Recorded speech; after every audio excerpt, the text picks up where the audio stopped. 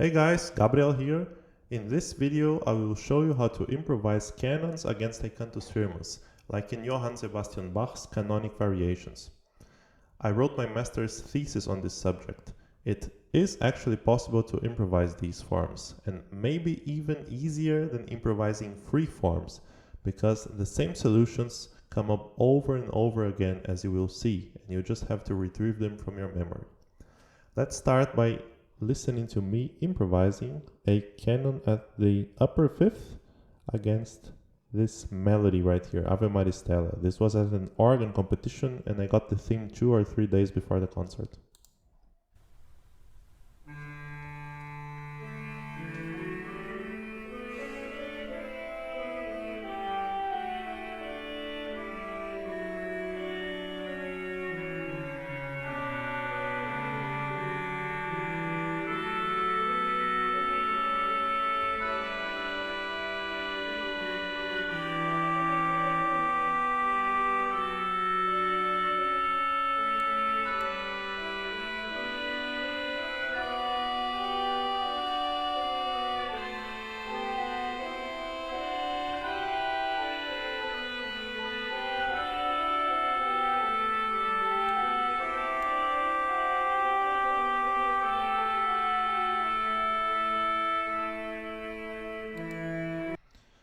So very meditative sounding music. Let me show you another example. By the way, this competition is quite interesting.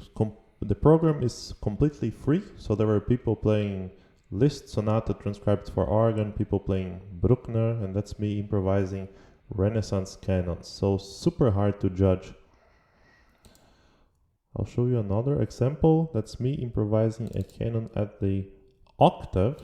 The Cantus Firmus is in the pedals, in the bass, and I use sextuplets, similar to the motives Bach used here in his canonic variations. Let's listen to it.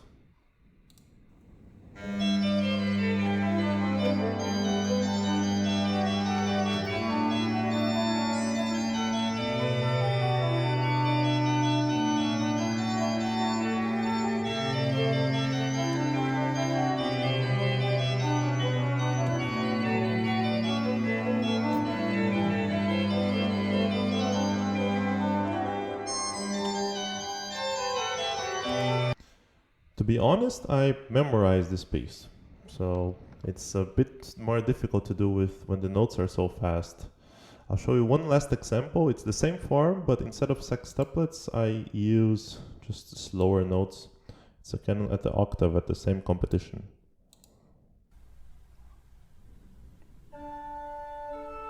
And this you can improvise for sure. So you can see I just quoted the beginning of the thing.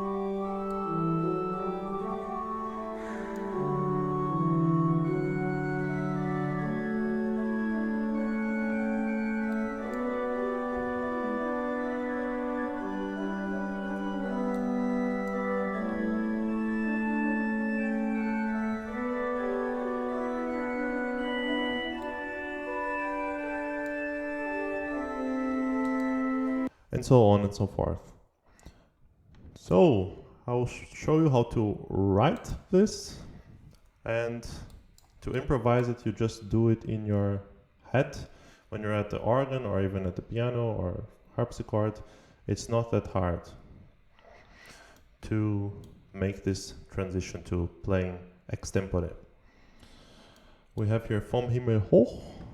I transposed it to F major. So let's start by writing a little introduction. Usually you can try to quote the chorale or the Cantus Firmus in a canon. I'm not going to do that this time because we're writing a canon at the octave, and if you try to write the melody going down like this, it results in a dissonance. So if I were to try to quote it in this way, canon at the lower octave 1 beat apart. It results in dissonances.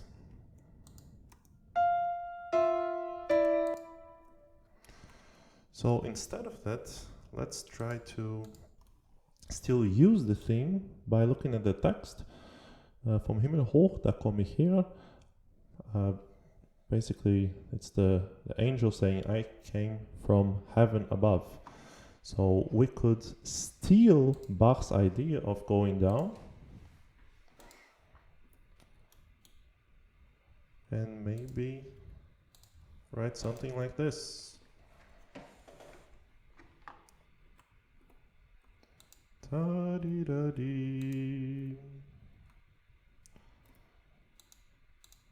Da-da. And this should work. Just copy paste.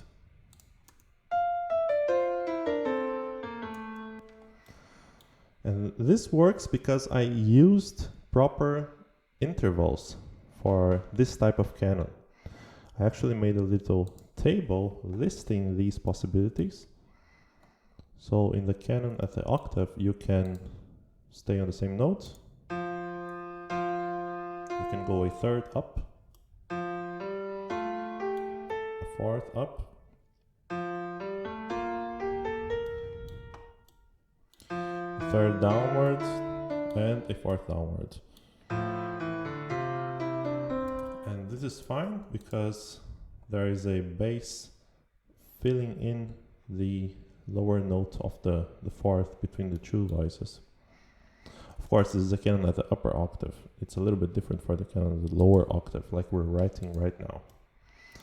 So let me keep writing this little introduction.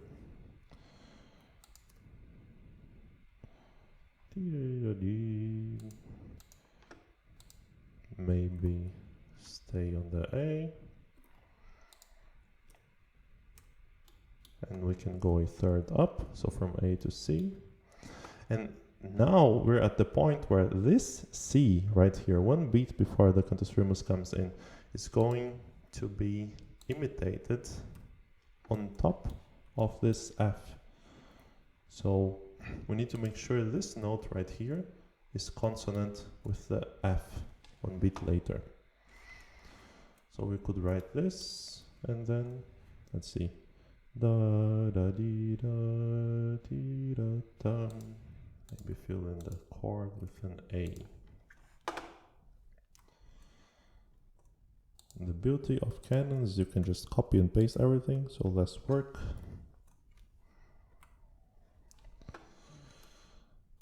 Now, here comes the most important thing you need to learn when if you want to write and improvise these forms. When the Cantus Firmus changes its note, in this case it goes from F to E, one beat before the Cantus Firmus notes change in this case, or if you have a different time delay, in this case it's one beat, but if you had two beats, it would be a little bit different. One beat before the Cantus Firmus note change, you need a note that is consonant with the first Cantus Firmus note as well as the second. So what would be the solution here? Are there multiple solutions? Is there only one solution? I will tell you, you can only write the C in this case, because when it is imitated, it will be a sixth, and when it first sounds, it's a fifth, both consonances. And this is going to work. So if I just play it,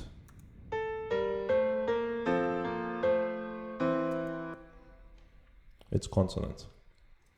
And this is what I call a pivot tone, because it pivots between two different Cantus Firmus notes. And you will find, when you're learning these forms, that there are only a handful of possible pivot tones for every form. In this case, it's a canon at the octave, and there are 12 solutions that you need to memorize in order to master these forms. And I'm going to show why. I have listed them here.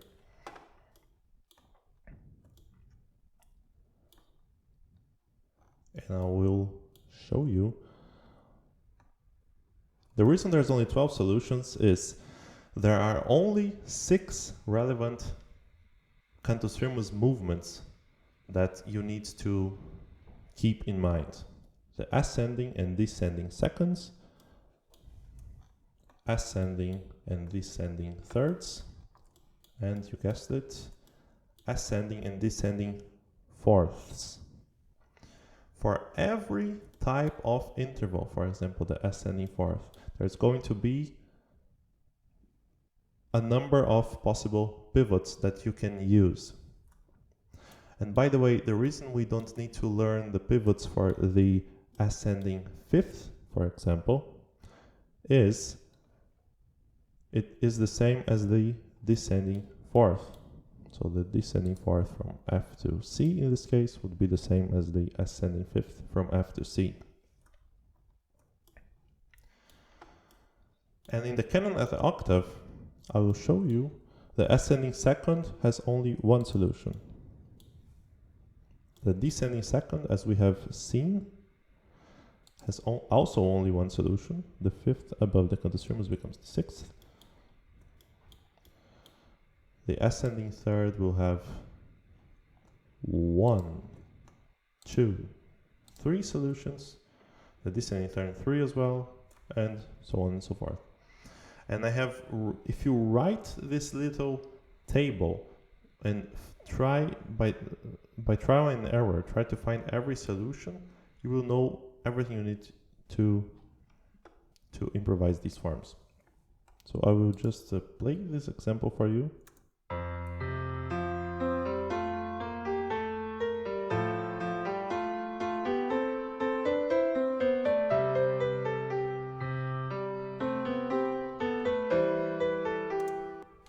Alright, so going back to our piece here,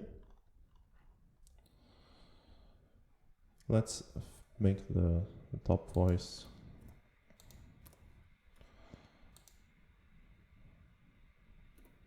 fill in this chord by going down to G. This is going to work here when it's imitated.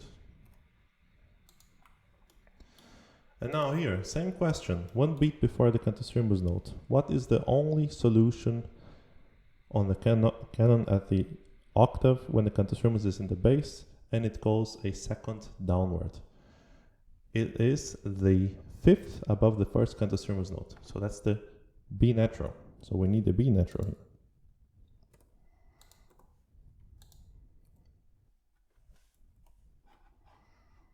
When it's imitated, it will sound nice.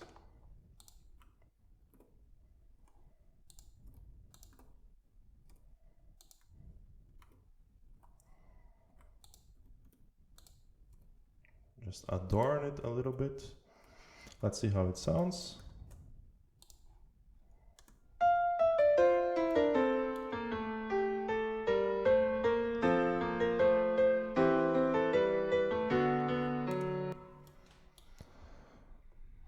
Now here's another very important thing that I recommend you learn,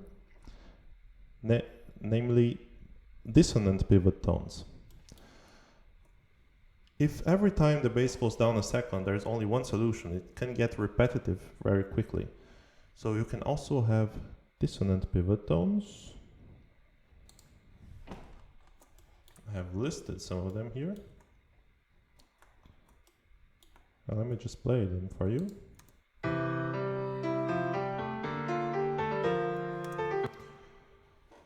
So in this case, we have a tied fifth, and when the Cantus Firmus goes up, it becomes a tied fourth, but it is resolved. So it makes this nice chord in second inversion. Here's another example. Here I did something that makes a seventh chord.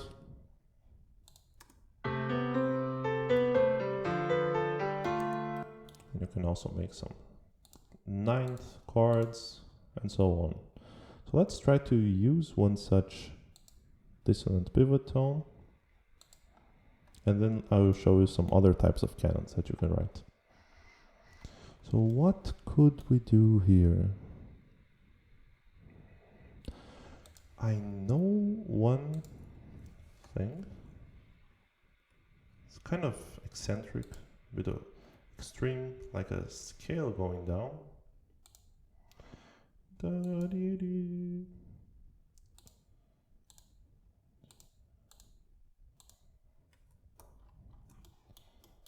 This should sound good.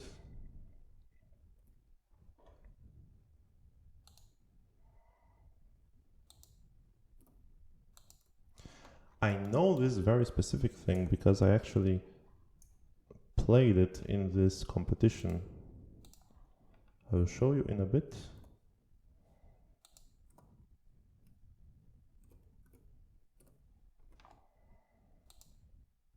It's a very specific thing.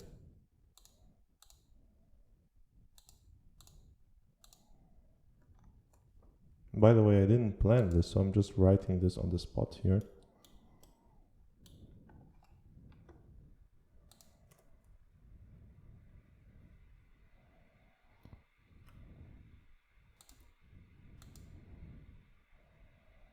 This should sound good.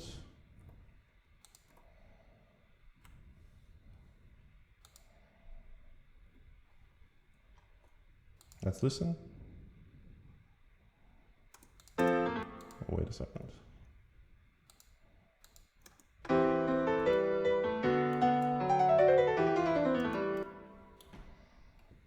It's possible. I'll actually show you me playing this same solution during the canon at the octave. I may find it here.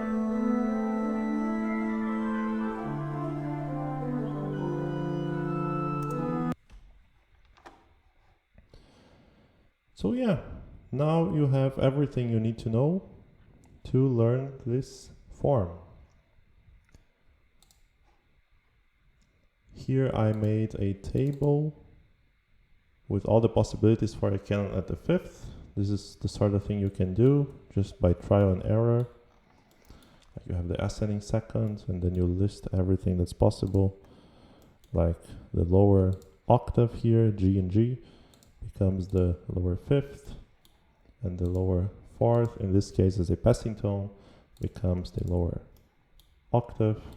Lower sixth becomes the lower 10th. Here's what it sounds like.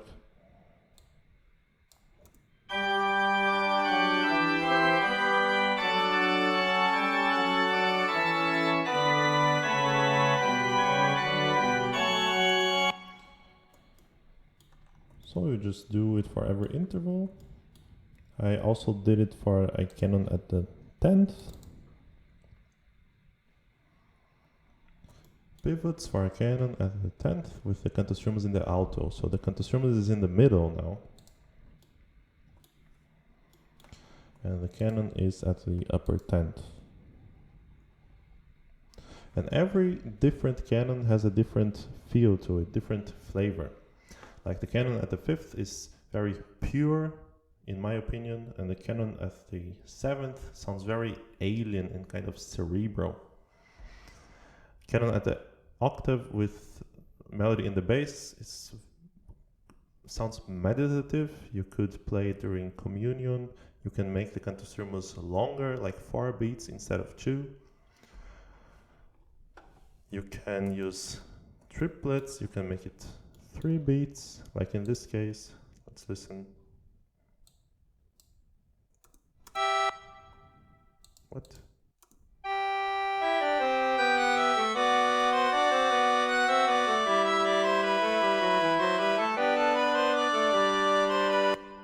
Yeah, beautiful music. Let's see what this one sounds like. Ascending thirds, there are 4 pivot tone possibilities, and I have written them here.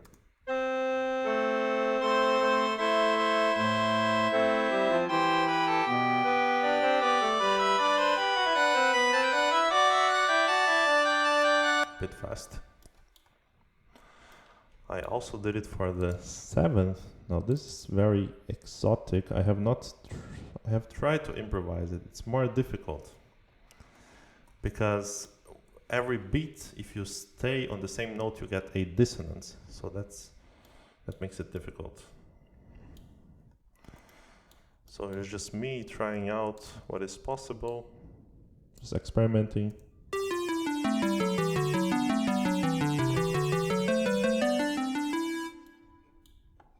Like just one long note in the soprano. Can you keep the canon at the 7th going?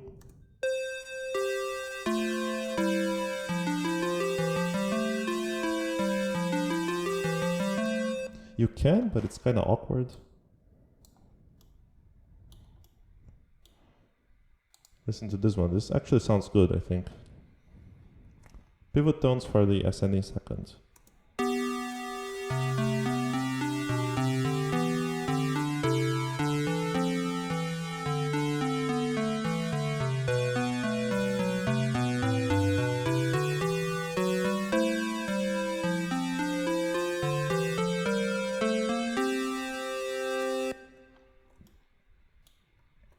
So yeah, I hope you have fun learning these forms.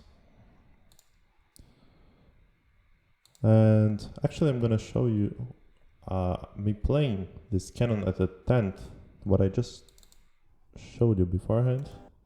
It's actually a memorized piece. Canon at the 10th, with the Cantus Firmus in the middle.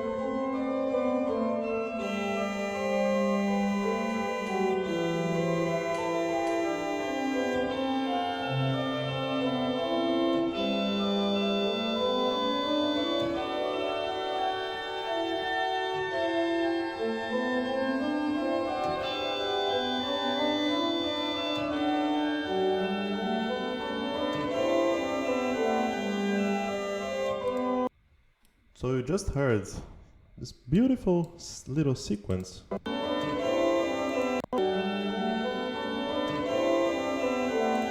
With the scales going up. I would never have thought of it had I not been put in this box of very strict rules. And these sequences arise naturally from the restrictions.